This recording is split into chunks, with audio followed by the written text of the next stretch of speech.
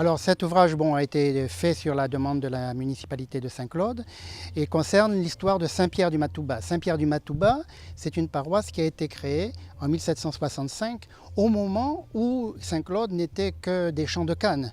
Et Saint-Pierre-du-Matouba, c'est une circonscription qui va de la rivière Noire jusqu'à la rivière Saint-Louis.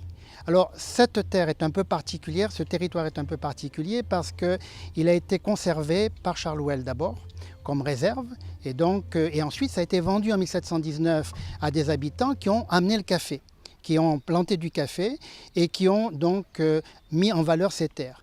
Mais ce qui est original, c'est que Saint-Pierre-du-Matouba est une paroisse qui a été créée en 1765 pour des Alsaciens, des Allemands qui sont arrivés de Guyane. C'est-à-dire qu'ils avaient été envoyés en Guyane pour s'installer et ils avaient commencé à mourir de maladies, etc. Et ils rentraient sur la métropole quand les Carmes les ont arrêtés à Basse-Terre, ont sélectionné les plus valides et les ont envoyés sur les hauteurs pour défricher la terre et pour faire une zone d'élevage. Et c'est à ce moment-là qu'on a créé la paroisse de Saint-Pierre-du-Matouba qui était tenue par les Carmes. C'est non seulement c'est la ville de Saint-Claude, mais c'est une histoire qui est tributaire de toute l'histoire de la Guadeloupe et des Antilles, puisque à travers l'histoire de Saint-Pierre-du-Matouba, on voit le déroulement de l'histoire de la Guadeloupe. Notamment, toutes les guerres pratiquement ont vu leur impact sur le Matouba. C'est en 1802 que Delgrès s'est sacrifié à Danglemont.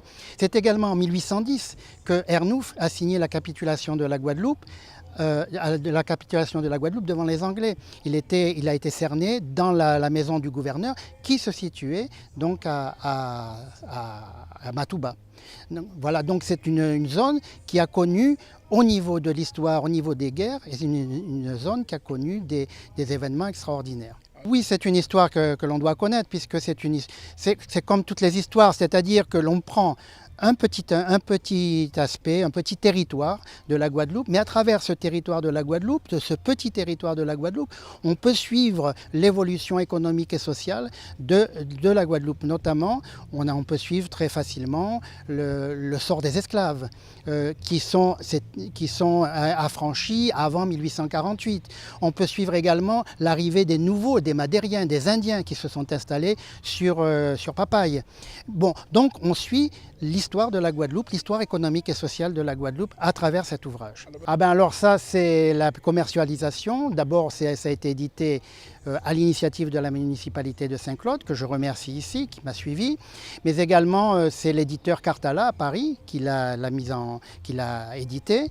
Et donc, on va pouvoir le retrouver à la médiathèque de Saint-Claude. On va pouvoir le retrouver dans les librairies de la Guadeloupe, mais également, disons, il devrait être dans toutes les bonnes bibliothèques.